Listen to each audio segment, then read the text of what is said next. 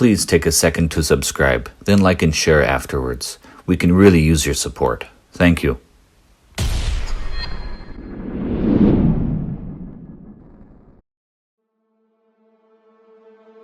In our previous episode, we spoke at length on the Al-Aqsa flood and how it connects to Revelation 12. We promised that we will continue with the next verses, describing that the dragon will war against the rest of her children. However, we found it crucial to uncover a mystery before we get to that, and it has everything to do with Iran. As we already know, Iran has turned against Israel. This is the first time in all history that Iran, historically Persia, has ever warred against it, and it is incredibly prophetic.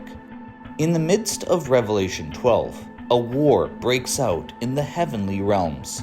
It is a spiritual war between the angelic beings. In that reality of the spiritual realm is war. What we are about to see will concern that war and its convergence with world events. To uncover it, we must go back to ancient times and to the court of a pagan king.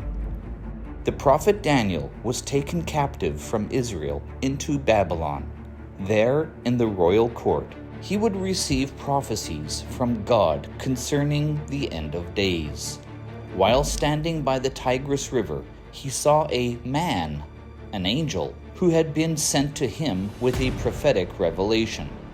The angel said, "Do not fear, Daniel, for from the first day that you set your heart to understand and to humble yourself before your God, your words were heard, and I have come because of your words. But the prince of the Persian kingdom withstood me 21 days."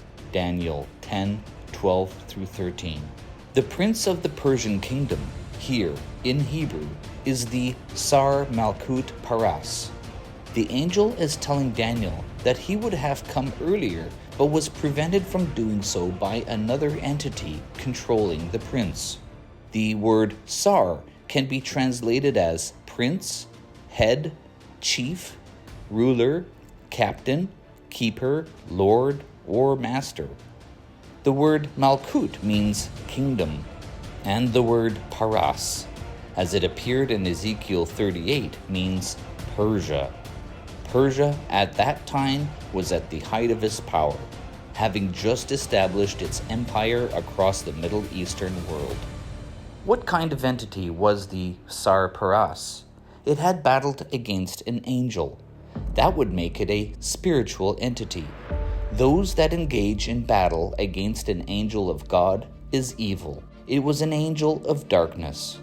The Sar Paras is a demonic entity influencing a political figure. Why did it seek to hinder the angel sent to Daniel? The angel had a mission.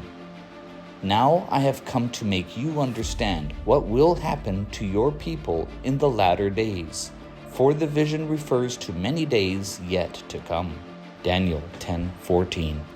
The Sar Paras entity was fighting to stop the transmission of a revelation concerning God's purposes for Israel in the latter days. The revelation would concern the city of Jerusalem, the restored temple of Jerusalem, the book of Revelation, the Antichrist, the end of the age, and the return of the Messiah. It was this that the demonic entity was trying to prevent. At the time of the prophecy, most of the Jewish people were in exile from the land. The prophecy required their return to the land, to Jerusalem, and to the rebuilding of God's temple. Upon departing from the prophet, the angel would resume his battle with the demonic entity. So, the Sar Paras wars against the purposes of God, including the establishment of the nation of Israel. It seeks to stop them before their fulfillment. More specifically, it wars against God's purposes for Israel in the latter days, the end of the age. As Persia became Iran, the entity continues to be called the ruler of Iran. It continues to seek to control the nation to impel it, drive it, and use it as an instrument to thwart God's purposes concerning Israel.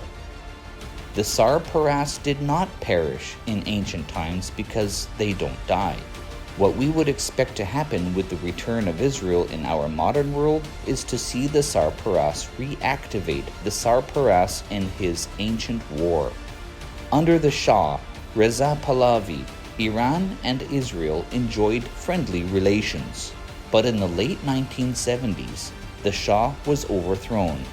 A new and radical Islamic Iran was unleashed on the world stage.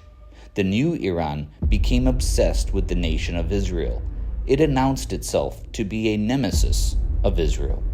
As demonic spirits possess and use others as their vessels or agents, so the Sar Paras would do the same.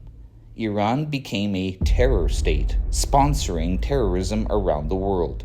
It would also fund, train, and support Hezbollah in its relentless war against the Jewish nation.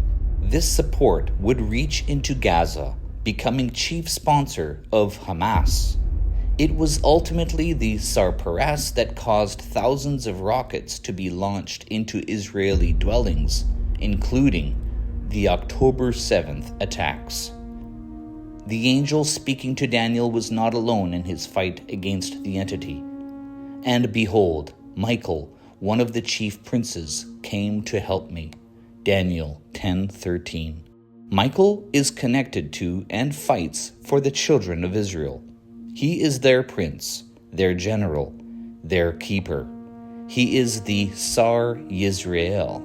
And so we would expect to see these two entities to be mortal enemies, especially in the end times. Thus, it is a war not only on the physical realm, but it is so because of the spiritual war taking place above. It is no surprise that this all connects to Revelation 12. And war broke out in heaven. Michael and his angels fought with the dragon, and the dragon and his angels fought. Revelation 12:7.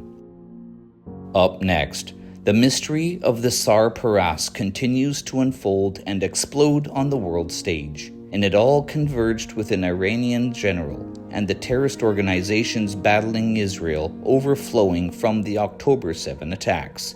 And the prophetic revelation will shock you. Here on Secrecies Uncovered.